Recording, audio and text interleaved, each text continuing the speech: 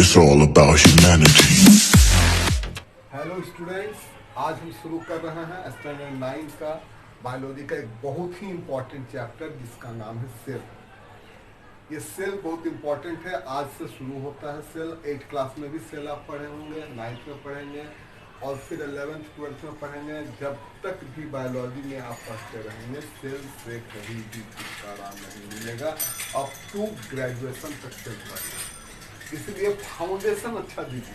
अगर कोई भी घर को बहुत ऊंचा तक आप ले जाना चाहते हैं तो आप मस्ट फाउंडेशन अच्छा दीजिए। आप लोग कहेंगे कि बहुत सारे ऐसे वीडियो हम लोगों ने देखा है, 15 मिनट में सेल सिखला दिए, 10 मिनट में सेल सिखला दिए। अरे भाई, कुछ नहीं पढ़ा कर भी आपको सिखला दिया। वो लोग करिश्माई लोग हैं, मैं करिश्माई नहीं हूँ। ये मेरा सेल का पार्ट 1 है और इस तरह से मैं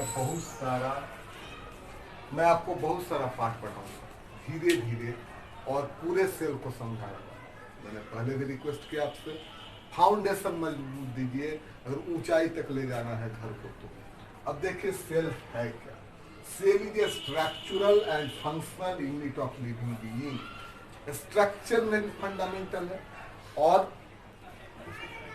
फंक्शन में भी फंडामेंटल है। Structural and functional unit of living being है।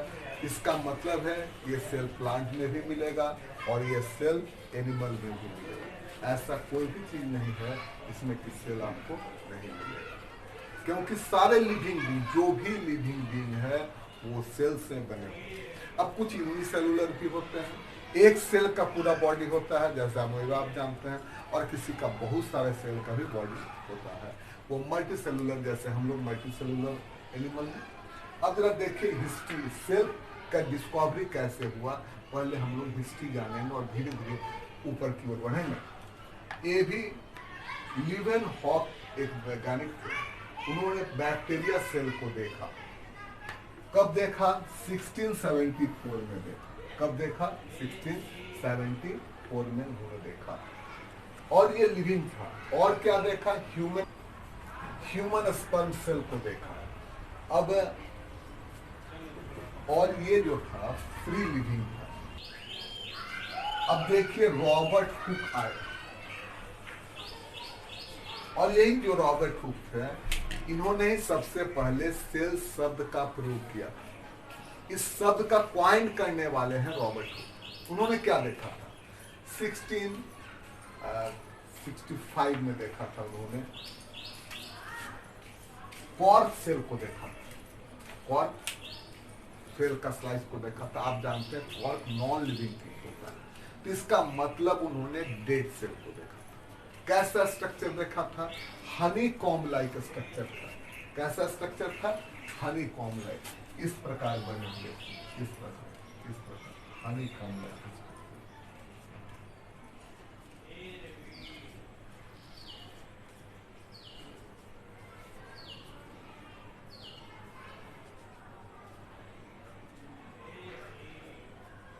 हनी कॉम्ब लाइक स्ट्रक्चर था, इसी को देखे थे।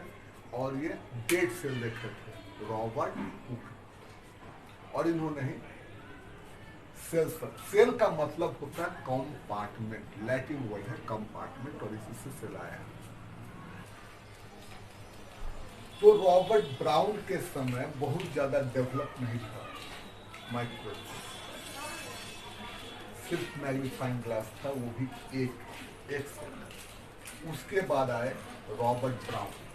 रॉबर्ट हुक के समय के बाद रॉबर्ट ब्राउन आए, discover the nucleus in the cell. अभी हम लोग आगे जब पढ़ेंगे सेल के स्ट्रक्चर को पूरे डिटेल में, तो आप देखेंगे प्लांट सेल हो या दोनों में न्यूक्लियस पाया जाता है। देखिए हम यहाँ पर आपको क्लियर कर देना चाहते हैं। सेल दो प्रकार के होते हैं, प्रोकैरियोटिक टाइप और eukaryotic type. Prokaryotic type cell जो है वो थोड़ा कम डेवलप होता है, उसमें वेल डेवलप्ड न्यूक्लियस नहीं पाया जाता, उसके लिए न्यूक्लियाई। और मेम्ब्रेन बाउंडेड सेल ऑर्गेनिज्म जैसे माइटोकॉन्ड्रिया, गल्गी बॉडी या साइटोप्लाज्म, प्लास्टिड्स जैसे वेल डेवलप्ड जो सेल ऑर्गेनेल्स है वो नहीं पाए जाते। प्रोकैरियोट यूकैरियोटिक सभी well developed and well developed nucleus भी पाए जाते हैं। ये मेम्ब्रेनस होता है, तो डबल मेम्ब्रेन होता है न्यूक्लियस के चारों तरफ, पोरस भी होता है वो मेम्ब्रेन। उसके बाद डुजार्डिन आए। उन्होंने देखा कि सेल के अंदर एक सेमी फ्लूइड है और जिसका नाम उन्होंने दिया सैरकोट, वो लिविंग है, जो आज हम लोग उसको प्रोटोप्लाज्म के रूप से जानते हैं। पुरकिंजे ने जिस चीज को सैरकोट कहा उसी को आगे जाकर डुजार्डिन ने प्रोटोप्लाज्म कहा। तो प्रोटोप्लाज्म का मतलब होता है फर्स्ट लिविंग लिक्विड, ये ग्रीक वर्ड है। तो प्रोटोप्लाज्म तक हम लोग यहाँ, और फिर हम लोग आगे देखते हैं इसके बाद हम लोग को क्या करना है।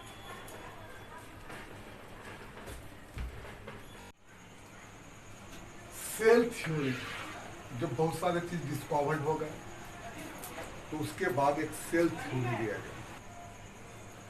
सेल थ्योरी की मुख्य बातें इसमें यहां दिया गया।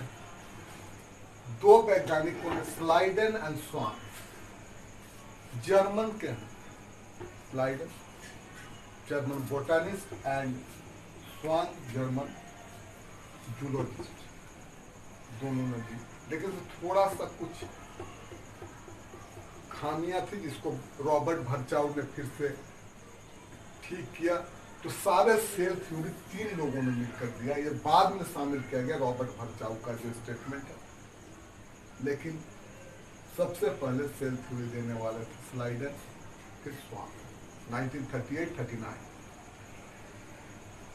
तो इन लोगों ने क्या कहा? पहली बात जो इंपॉर्टेंट बात है, all the living organism whether it is a plants or an animal are made up of cells।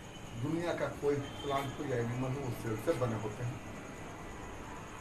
और दूसरी बात, cell is the smallest unit of structure and animals are made up of cells. ये पहली बात है। दूसरी बात, a cell is the smallest unit of structure and function of all living organism. Structure में भी और फंक्शन में सबसे छोटा यूनिट है कोई भी ऑर्गेनिज्म, चाहे हाथी जैसा बड़ा ऑर्गेनिज्म, चाहे चींटी जैसा छोटा ऑर्गेनिज्म। जो स्लाइडन एंड स्वान नहीं बता पाए कि दुनिया में जो भी नए सेल बन रहे हैं वो पुराने लिविंग सेल से बन रहे हैं। इसी बात को करेक्ट किए रॉबर्ट भर्चाउ ने। नॉन लिविंग थिंग से सेल नहीं बन सकते। रॉबर्ट भर्चाउ ने 1858 में कहा, ओमिनिस सेलुला ई सेलुला। ये एक जर्मन सेंटेंस है। रॉबर्ट भर्चाउ, रॉबर्ट और ये स्लाइडन स्वान, ये तीनों ही आप लोग जैसा कि जानते हैं जर्मन साइंटिस्ट हैं। तो उन्होंने अपने भाषा में कहा कि ओमिनस सेलुला ई सेलुला। दैट मीन्स, इसका इंग्लिश में मीनिंग होता है all cells arises from pre-existing cell only। मतलब ऐसा है कि पुराने जो लिविंग सेल है उसी से डिवाइड होकर नए सेल बन सकते हैं। तो भाई आज हम यहीं पर खत्म करते हैं। इसके बाद फिर हम लोग पढ़ेंगे डिफरेंट टाइप ऑफ सेल्स। बड़े सेल कौन है, सबसे बड़ा, सबसे छोटा सेल, इस तरह का। तो आप बने रहेंगे हमारे इस अगले वीडियो के साथ भी, क्योंकि बहुत सारे वीडियोस बनाने पड़े हैं हमको। तो अगर आपको ये वीडियो अच्छा लगा, यूजफुल लगा, तो इसको अपने दोस्तों में शेयर करें। अच्छा लगा तो लाइक भी करें।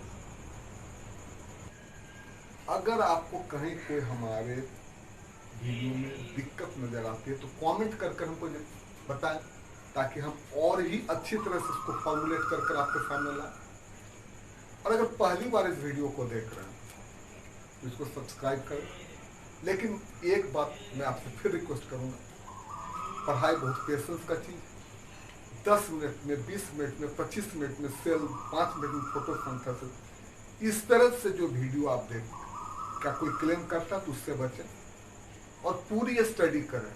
भविष्य में आपको फायदा होगा। क्योंकि मैंने आपको फिर एक बार रिक्वेस्ट करना चाहूंगा, अगर अपने जीवन के बिल्डिंग को बहुत ऊंचा ले जाना चाहते हैं तो एक मजबूत नींव डालो। धन्यवाद।